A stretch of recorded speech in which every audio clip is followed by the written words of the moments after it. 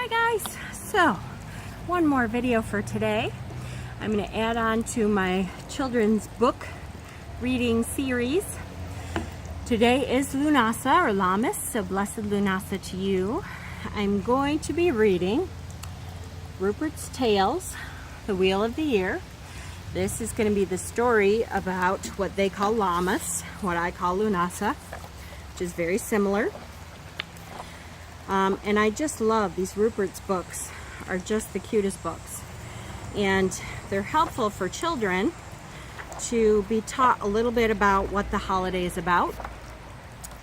And so I love reading these stories, and I'm going to hopefully start to read each of Rupert's stories for each of the holidays.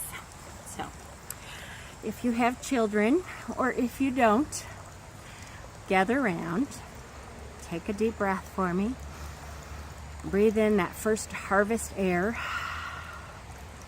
enjoy the fact that we are harvesting what has been growing all summer, what looks beautiful and bright, and harvest into your life the love and the support and the peace that is in the air. So this is Rupert Learns About Lammas. Actually, I'm going to move off to the side just a little so I can try to show it and read. Rupert the rabbit today felt very bold. He was sitting near a woman who looked very old. Never before had he ventured so near to those people who often came to celebrate here. They came here from time to time to this very place, this clearing that looked like a round kind of space. He'd learned some things about what they did and why from a white owl and a pretty fairy who could fly.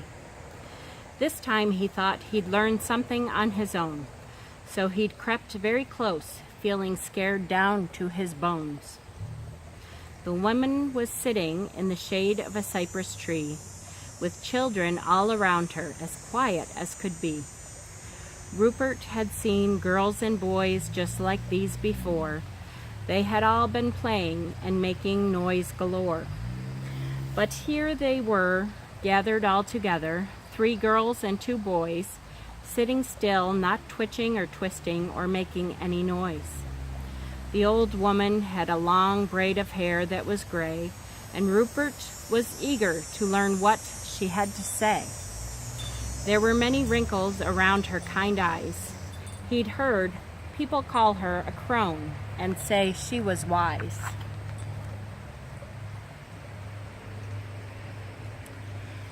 Lammas is a time for many things, she began. You can celebrate however you want. Oh yes, you can. There are those who remember the Sun King named Lu. His power begins to weaken now, just like it's supposed to. After the solstice of summer has passed us by, his presence and warmth slowly fades from the sky. And so some are sad at this time each year. Thinking of the cold to come, some will shed tears. There are those too who remember days filled with the sun, with laughter and love and long days of fun. So no matter if you cry or laugh, whatever you choose to do, remember there are many who honor the god named Lu.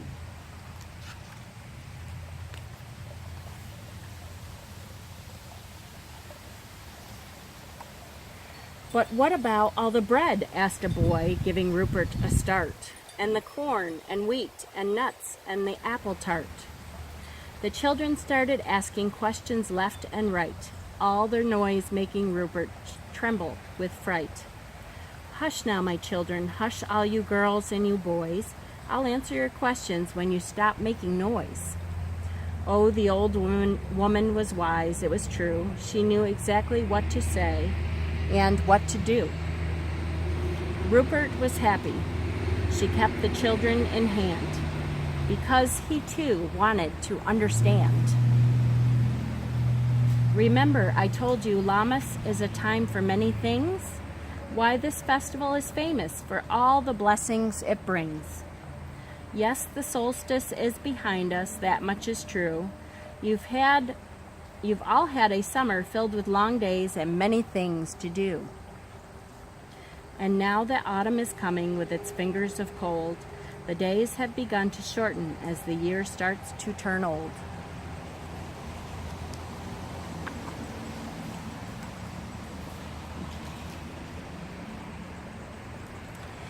This is a time of harvest, the old woman continued to explain.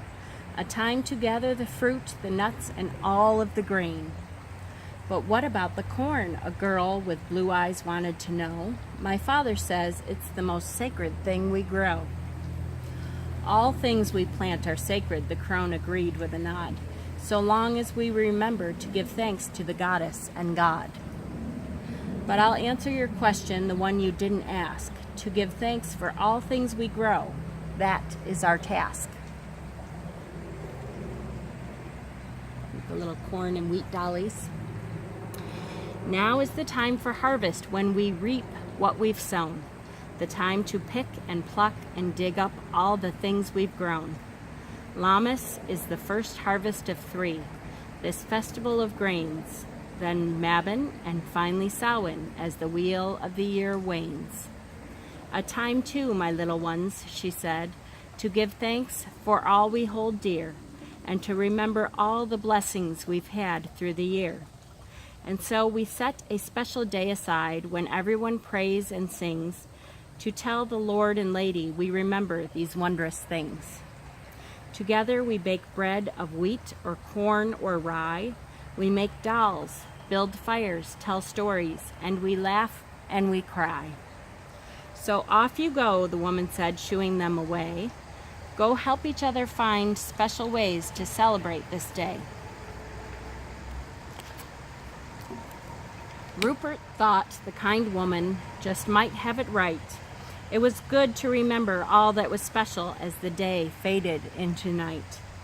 There would be shorter days and longer nights ahead, but now was a time of celebration, just like the crone lady said. Beautiful crone. And you, my little friend, she said, turning to look his way, have you learned what you wanted to on this very special day? Rupert wasn't really surprised when she turned her face. He'd learned the goddess and God weren't only in one place. And so he twitched his long brown ears, giving her a little bow. She smiled, then said, you better hurry along now. The grass and clover won't always be this green and sweet. Then she surprised him by holding out an unexpected treat. It was a carrot she held in the palm of her hand, probably the biggest one in all of the land. May the lessons you learn always serve you well. Then she was gone, and Rupert heard the twinkling of a silvery bell. There's magic, he knew, in such thoughtful giving, and hoped he'd keep learning as long as he was living. The end. So I hope you've enjoyed our little Lammas Lughnasadh story. I hope you build some kind of little fire. If you can't, light a candle and meditate in front of your candle. This is the first of 3 harvest holidays, and it is truly a time to reflect on what's coming, but more to celebrate what is, what we are bringing into fruition in our lives, and what we are bringing into fruition, literally manifesting in what we are harvesting from our own gardens. If you don't have a garden, go out and buy something from the produce section and just enjoy the sweetness, the aroma, the flavors, the sight of the color. I hope that you have an incredible holiday. I will be celebrating more with my family this weekend because I do have to work. Unfortunately, that happens to us sometimes. But I hope that you have a wonderful Lughnasadh celebration. Blessings.